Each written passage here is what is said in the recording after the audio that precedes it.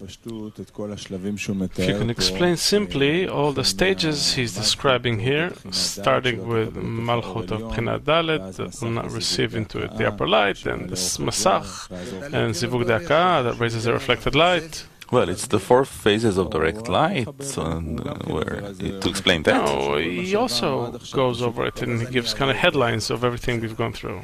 Okay, so I'll explain. We've thoroughly explained Tzimtzum Aleph, the first restriction carried out on the Kli of Malchut, in Malchut of Ein Sof, which is Bchinat Dalet, the 4th phase, the original one, so it would not receive the upper light within it. This is called the restriction, Tzimtzum. Even though it has a great desire to receive all of the upper light, to receive means to enjoy, as much as the will to enjoy was revealed there.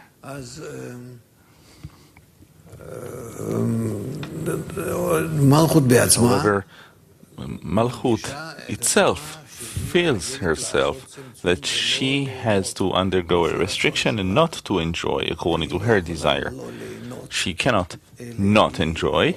However, she sees that she's only capable of limiting herself from the pleasure, just like we do with respect to something that is tasty or pleasant. We have to not accept, not receive this pleasure into us. So there is a prior action which is possible, which is to make a restriction over the reception, not a restriction on the pleasure, not a restriction with respect to the host that is giving us the pleasure, not a restriction over my desire that I'm also not the boss of, but only on the acceptance, the reception of the pleasure.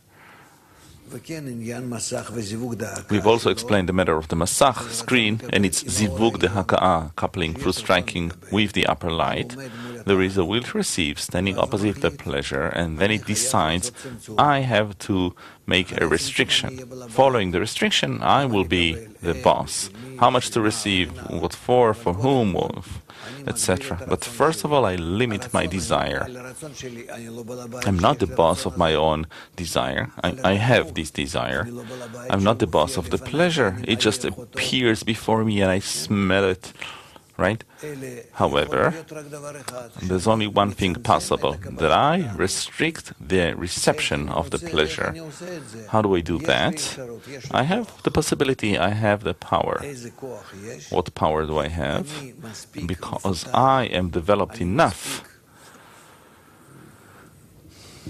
I'm wise enough, let's say, one who sees what is coming, that if I will receive the pleasure, I will be the opposite of the host. He will be giving and I will be receiving.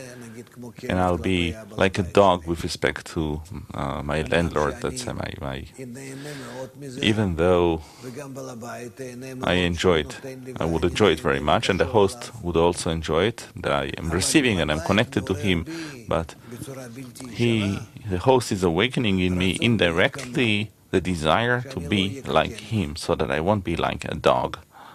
Then I try to search for forces with which to restrict myself, that is, to limit my action.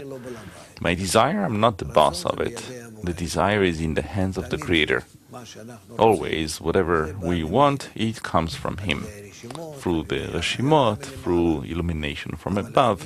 However, I can limit the usage. And this is what He does. Is this clear?